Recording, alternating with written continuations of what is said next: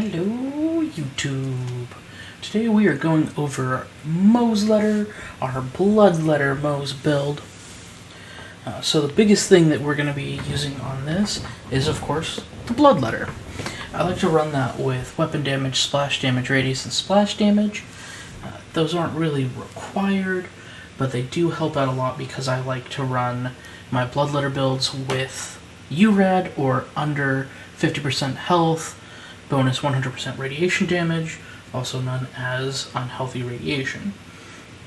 So because of that, I like to use the splash damage and splash damage radius, so when those red explosions go off, we get more damage out of that.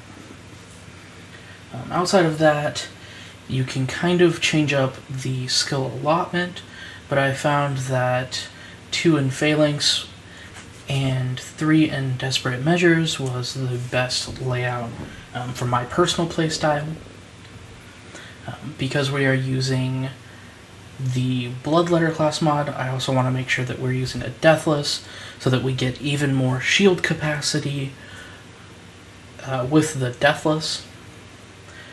I do like to run that with extra radiation damage and area of effect damage. And again, that's because we want to take advantage of the Radsplosions a lot. For shield, we're using the Triple Turtle Madcap. Any Madcap will do. I personally just really like using the Triple Turtle because with the skill allotment at base, we have 617,000 health. Shield. And just having that combined with Phalanx just gives you some absolutely insane shield capacity, especially on places like Malawan Bridge. Running the CMT at level 1, and we're running level 1 mainly because we don't want to do extra damage to our shield, but we're really only using it for the on-grenade throw, add 25% extra weapon, grenade, and action skill damage for 6 seconds. That alone is the main reason we're using the CMT here, otherwise we probably wouldn't even really be using a grenade at all. The EMP5, because as on all my builds, I like to have extra movement speed. The Free Radical is there for fight for your life, and also for those instances where we just really want to get shield down quickly. It is overall just an amazing gun. If you wanted to run this build with just that gun and taking advantage of radiation damage, you really could. It's just that good of a weapon. For Hemo specifically, I like to run the Plague Bearers, and that is because of all of the extra splash damage you get from the Plague Bearers. It just kills Hemo very quickly. While I'm doing other content, I like to run really anything with URAD. The Light Show is a lot of fun. The Bloodstarved Beast is a lot of fun. I found myself really going back and using the Chaosin a lot because of the stickies that deal splash damage when you use the Chaosin.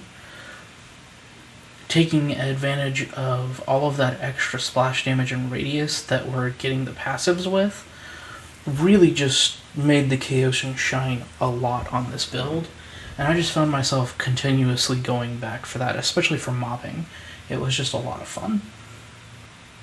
But really, any gun that you enjoy, just throw URAD on there, and this build will absolutely just wreck with it.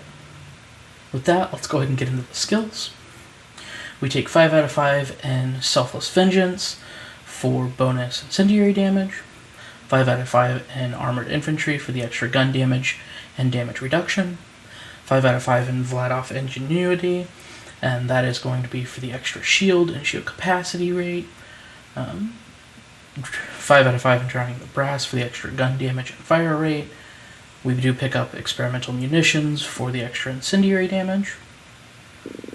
Now, we don't actually have any points in Desperate Measures, and that is why I like to run my Bloodletter with Desperate Measures equipped, so that we get those 3 points automatically from the class mod, and we don't have to use any skill points on Desperate Measures. However, if you want to run as much Phalanx as possible, getting that 5 on there would still work. you would just switch out a couple skill points here and there to make sure you did have desperate measures. We do pick up force feedback so that whenever we get a critical kill, we start recharging our shield immediately. And of course we pick 5 out of 5 in Phalanx Doctrine so that we get extra gun damage and max shield every time we get a kill. 5 out of 5 in Cloud of Lead for extra incendiary damage. Incendiary damage. 3 in Stoke the Embers for increased incendiary damage. We pick up 1 in Redistribution for the ammo regeneration. 1 in Scrappy for the extra weapon damage. 5 for Scorching RPMs so that we have a little bit faster fire rate, critical hit damage. We pick 2 out of 3 in Big Surplus for the increase in incendiary damage while Iron Cub is down. And we are using Iron Cub with capacitive armature on this build. 5 in Fire in the Skag's Den for increased incendiary damage and splash damage. 1 in Deadlines for the extra fuel and to help get down the tree. 3 in Means of Destruction for the chance of extra ammo and grenades whenever we deal splash damage. 5 in Torque Crossbow Motion for the extra splash damage and splash damage radius. 5 in Stainless Steel Bears so that Iron Cub, whenever they are out, is dealing extra damage and has a little bit more survivability.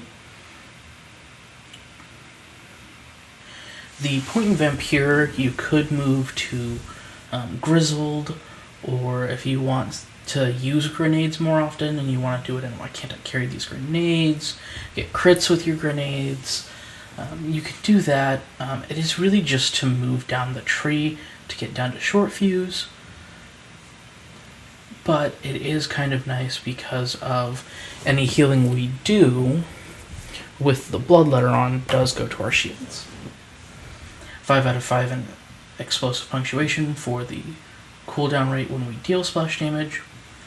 And of course we pick up short fuse since we are using guns.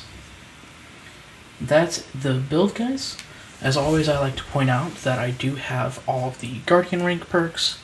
So if you don't have Groundbreaker or Hollow Point, you are going to see a decrease in damage because of how much those do when they do proc. If you enjoyed this build, there will be a link to the Discord down below where you can pick this up if you're on PC and have some fun with it. With that, guys, I've been your local sassy SwinLaw. Stay classy, Pandora.